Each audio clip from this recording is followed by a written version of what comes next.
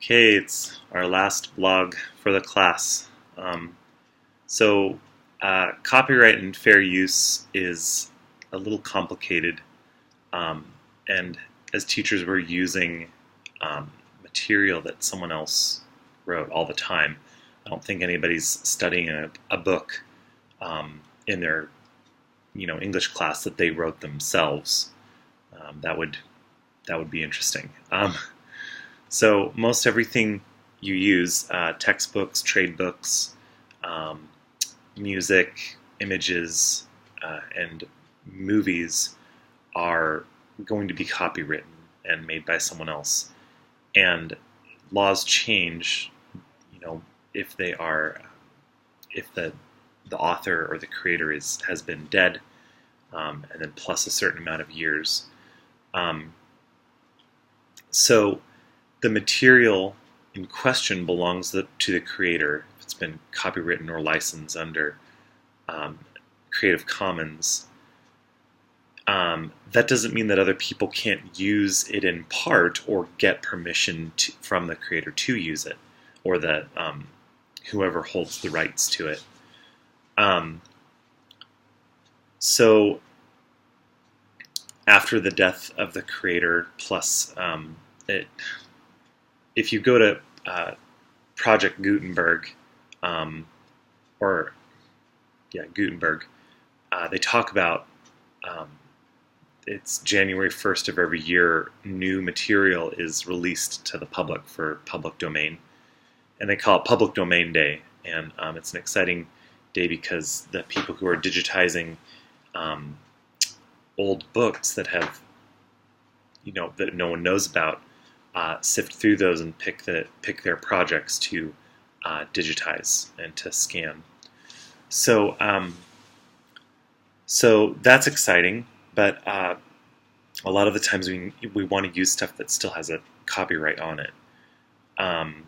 So you need to know what you are allowed to do.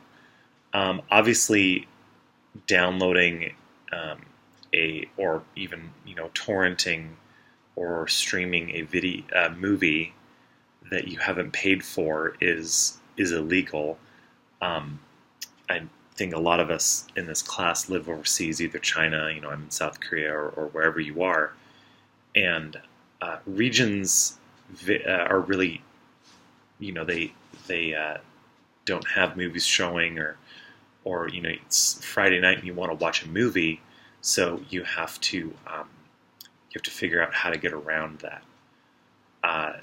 And so streaming or downloading a movie that is still in the theater is illegal no matter where you are. But some countries are much more lax about allowing people to film them or get their hands on the film or the file, and then they distribute it from there. And the creators of a movie, or the studio that produces a movie, could waste all of their money going after these people.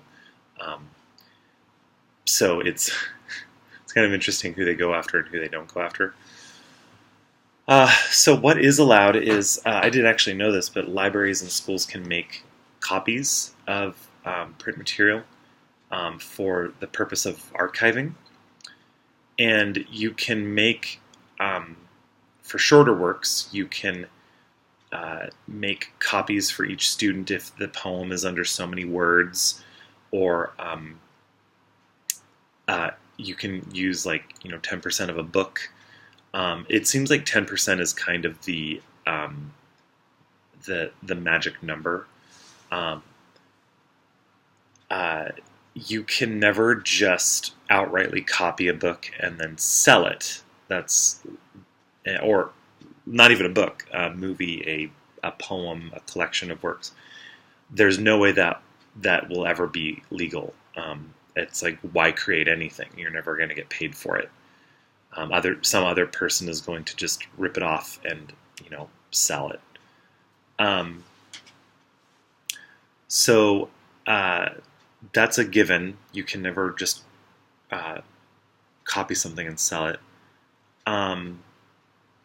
So the authors want their books to be in libraries. Borrowing and lending material is just fine. I remember, and this is interesting because Hastings and Blockbuster back in the day rented out, um, DVDs. And I mean, most of us can remember VHS, but I also remember they rented out software. So like SimCity was a game, and we got it for our.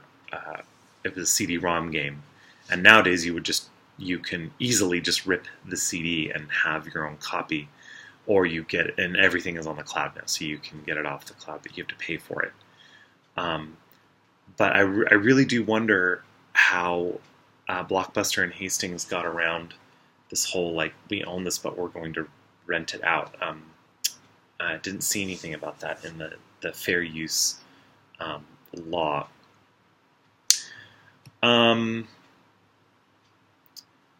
So, depending on what the work is, teachers don't always have to make a copy, or don't have to buy a copy of a work for each student.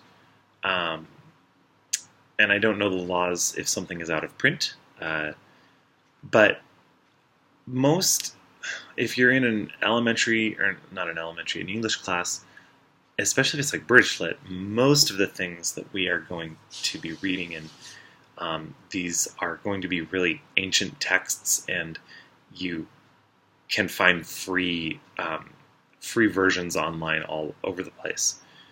So that's usually not a problem unless you're wanting to use much newer things. And when you think of fair use, think of YouTube, how people use clips from movies and images and stuff to make videos. And I mean, some YouTubers get ad revenue, and I don't know how that works if they have to really be careful about how much copywritten material they use. But that's a creative reuse. So once again, it seems like it's 10% of something, or 1,000 pages, or I don't know. It's whichever is smaller. So those are a few guidelines for fair use. Good luck, everybody. If this is your last class and you're going into your IDP, remember, just chip away at it. I am getting back into writing that, so I gotta go do that. See you later.